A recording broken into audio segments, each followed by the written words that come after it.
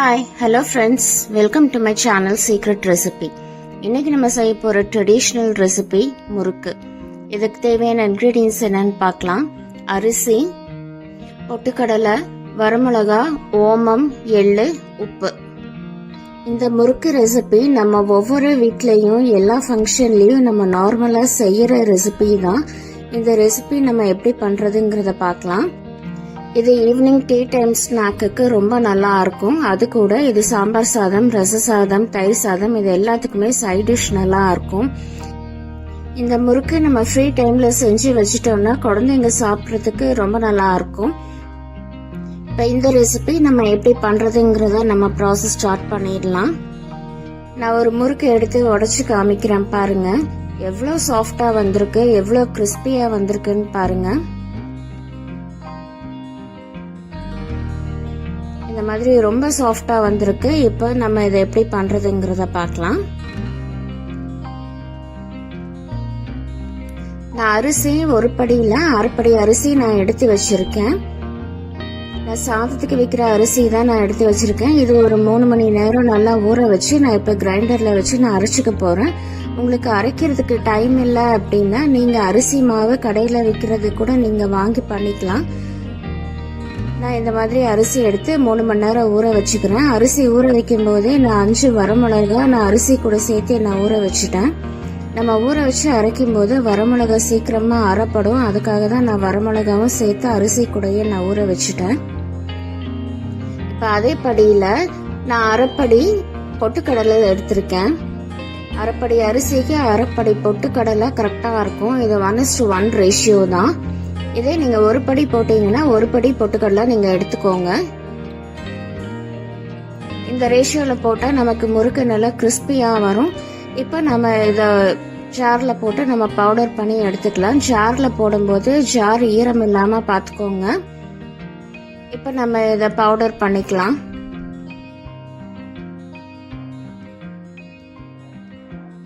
இப்ப நான் பொட்டுக்கடலை நல்லா பவுடர் பண்ணி எடுத்துட்டேன். இந்த மாதிரி பவுடர் பண்ணிக்கோங்க. இப்ப இந்த பொட்டுக்கடலை மாவை நம்ம சலிச்சு எடுத்துக்கலாம்.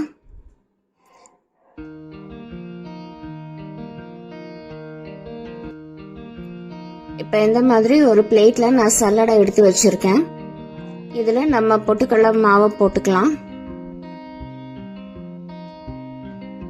மாதிரி சலிச்சு எடுக்கும் போது நமக்கு முறுக்கு செய்யும் போது ரொம்ப ஈஸியா இருக்கும், கட்டிப்படாம இருக்கும். இதை நம்ம சலிச்சுக்கலாம். ஓரத்துல இருக்கிறதெல்லாம் நல்லா தட்டி விட்டு நீங்க சலிச்சு எடுத்துக்கோங்க. இந்த மாதிரி நல்லா தட்டி விட்டுக்கோங்க.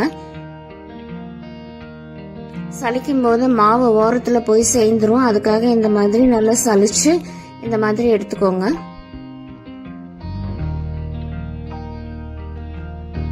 இப்ப நமக்கு பொட்டுக்கடலை மாவு ரெடி ஆயிடுச்சு. இந்த மாதிரி நம்ம ஃபைனா சலிச்சு எடுத்து வச்சுக்கலாம்.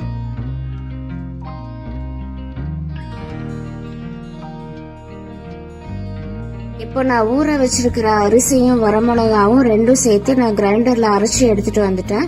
இந்த மாதிரி நல்லா அரைச்சி எடுத்துக்கோங்க. நீங்க அரிசி மாவு ரெடிமேடா வாங்கி நீங்க பண்றதுனாலும் பண்ணிக்கலாம். நான் வரமிளகா போட்டு அரைச்சதுனால கலர் எல்லோயிஷா இருக்கு. இது கூட நம்ம சலிச்சு வச்சிருக்கிற கடலை மாவை நம்ம சேர்த்துக்கலாம். சேர்த்துட்டு இதை நல்லா மிக்ஸ் பண்ணிக்கோங்க.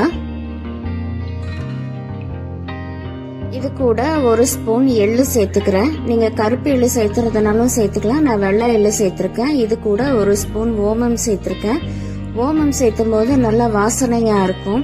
இப்ப இது எல்லாமே சேர்த்து நம்ம கலந்து விட்டுறலாம்.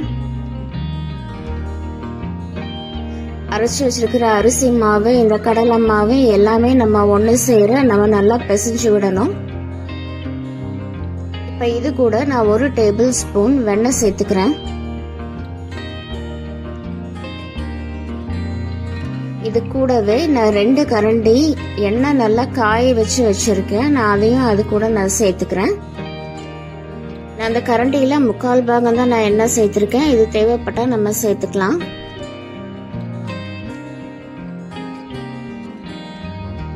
இப்ப நம்ம கொதிக்கிற எண்ணெய் ஊத்தி இருக்கிறதுனால நம்ம கை வைக்க கூடாது. ரொம்ப சூடா இருக்கும் மாவு.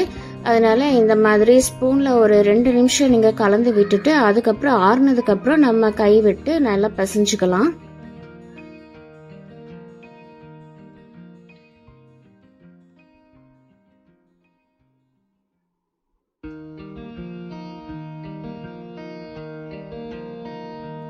இந்த மாவு நல்லா ஆறிடுச்சு. இப்போ நம்ம கை வச்சு நல்லா பிசைஞ்சுக்கலாம். இது சப்பாத்தி மாவு மாதிரி நல்லா பிசைஞ்சுக்கோங்க. இந்த மாவு கொஞ்சம் கெட்டியா இருந்ததுன்னா லைட்டா தண்ணி தெளிச்சு நீங்க பிசைஞ்சுக்கோங்க. மாவு கெட்டியா இருக்கும்போது நமக்கு புளியறதுக்கு ரொம்ப கஷ்டமா இருக்கும். அதனால ரொம்ப கெட்டியா இருந்துச்சுன்னா கொஞ்சமா நீங்க தண்ணி தெளிச்சுக்கோங்க. இப்போ இந்த மாவு எல்லாமே நல்லா ஒண்ணா நான் பிசைஞ்சு வச்சுட்டேன். மாவு பிசைஞ்சதுக்கு அப்புறம் நம்ம மூடி போட்டு மூடி வச்சிடலாம். நம்ம அப்படியே திறந்து வச்சிட்டோம்னா காத்து படுறதுக்கு அது சீக்கிரம் கெட்டி ஆயிடும். அதனால மூடி வச்சுக்கலாம். இப்போ நான் 2 தட்டு எடுத்து வச்சிருக்கேன். ஒரு ஸ்டார் ஒன்று எடுத்து வச்சிருக்கேன். இந்த மாதிரி பிளேட் ஒன்று எடுத்து வச்சிருக்கேன். இப்போ இதில் எப்படி பண்றதுங்கிறத பார்க்கலாம். இந்த மாதிரி வச்சு இதை மூடி போட்டு நல்லா க்ளோஸ் பண்ணிக்கோங்க.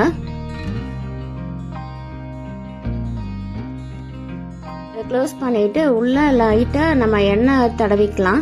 நம்ம எண்ணெய் தடவிட்டா மாவு இதுல ஒட்டாம இருக்கும். அதுக்காக தான் நம்ம நல்லா எண்ணெய் தடவுறோம். அதே மாதிரி இன்னொரு இதுலயும் நம்ம எண்ணெய் தடவி வச்சுக்கலாம்.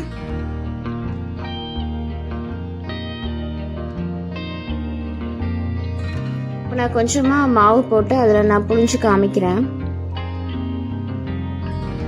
மாவு இதுல போட்டுக்கோங்க. மாவு இதுல போட்டு மேலே வச்சு நம்ம ப்ரெஸ் பண்ணும்போது நமக்கு ரொம்ப ஈஸியா நமக்கு முறுக்கு புளியறதுக்கு வரும். இந்த மாதிரி இப்ப நல்லா வருது. இந்த மாதிரி இந்த கன்சிஸ்டன்சி தான் இதுக்கு கரெக்டா இருக்கும். இப்போ நம்ம முறுக்கு எப்படி புளியறதுங்கிறத பார்க்கலாம். நான் இந்த மாதிரி ஒரு ஷீட் எடுத்து வச்சிருக்கேன். இந்த மாதிரி ஷீட்ல போடும்போது நமக்கு அதை எடுக்கிறதுக்கு ரொம்ப ஈஸியா இருக்கும். இப்போ நான் ஒன்று எடுத்து காமிக்கிறேன். இந்த மாதிரி முறுக்கு புளிஞ்சுக்கோங்க. இந்த ஷீட்ல நம்ம பண்ணும்போது நமக்கு எடுக்கிறதுக்கு ரொம்ப ஈஸியா இருக்கும். இந்த ஷீட் இல்லைன்னா நம்ம துணியில கூட நம்ம முறுக்கு புளிஞ்சுக்கலாம்.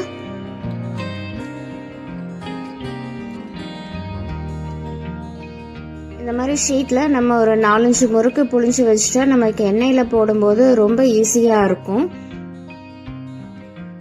புதுசா செய்யறவங்க இந்த மாதிரி நீங்க முறுக்கு புளிஞ்சு வச்சு செய்யும்போது உங்களுக்கு ரொம்ப ஈஸியா இருக்கும்.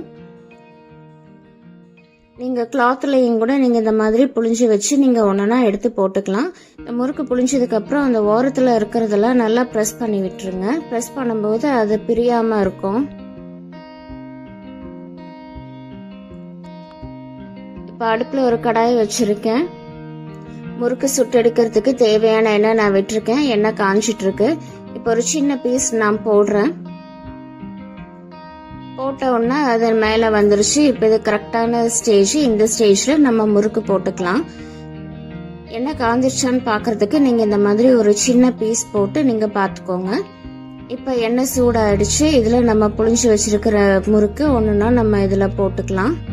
இந்த மாதிரி நீங்க ஃபர்ஸ்டே புளிஞ்சு வைக்கும் போது நமக்கு இதுல போடுறதுக்கு ரொம்ப ஈஸியா இருக்கும். ஸோ இந்த மெத்தட் நீங்க ஃபாலோ பண்ணிக்கோங்க.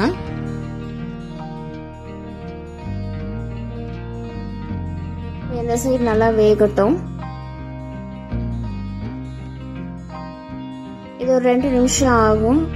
அடுப்பு மீடியம் ஃப்ளேம்ல வச்சுக்கோங்க. ரொம்ப ஹை ஃப்ளேம்ல வைக்காதீங்க. இப்போ இந்த சைடு வெந்துருச்சு. நம்ம அடுத்த சைடு நம்ம திருப்பி போட்டுக்கலாம். நீங்க ஹை ஃப்ளேம்ல வைக்கும்போது சீக்கிரமா கரிஞ்சிரும். அதனால நீங்க மீடியம் ஃப்ளேம்ல வச்சுக்கோங்க.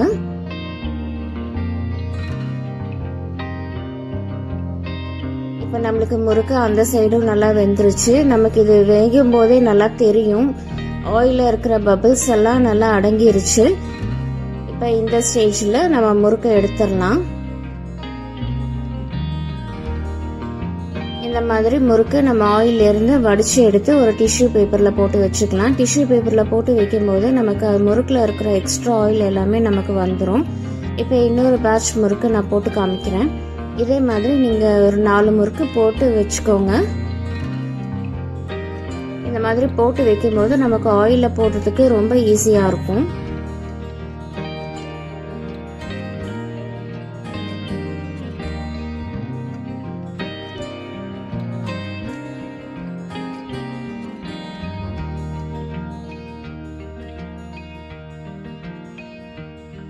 அதெல்லாமே புளிஞ்சு வச்சுட்டேன். இப்போ அதே மாதிரி நம்ம ஆயில போட்டு நம்ம பொரிச்சு எடுத்துக்கலாம்.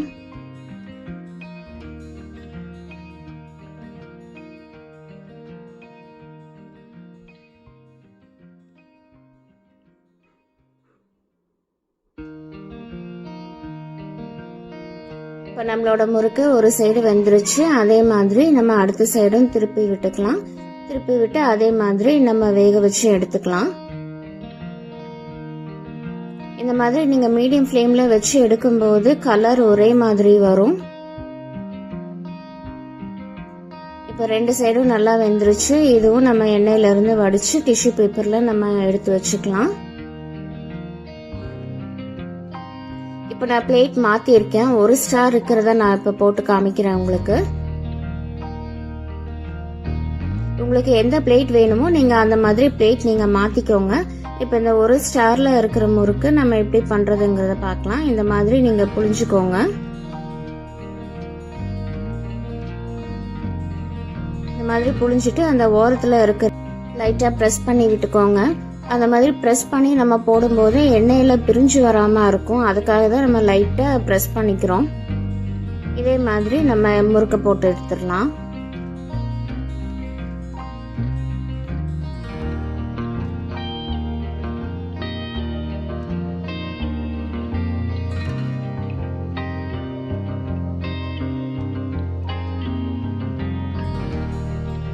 ஒன்றா எடுத்து நம்ம ஆயில்ல போட்டுக்கலாம்.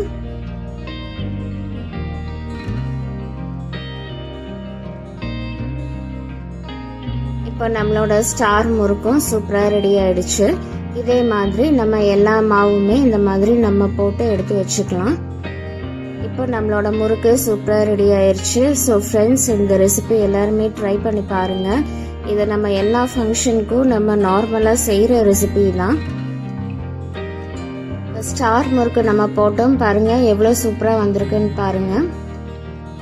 இது ஈவினிங் டீ டைமுக்கு ரொம்ப சூட்டபிள் ஸ்நாக்ஸா இருக்கும். இது ஸ்கூலுக்கு போற குழந்தைங்களுக்கும் இது ஸ்நாக்ஸ் ரெசிபியா நம்ம கொடுத்து அனுப்பலாம்.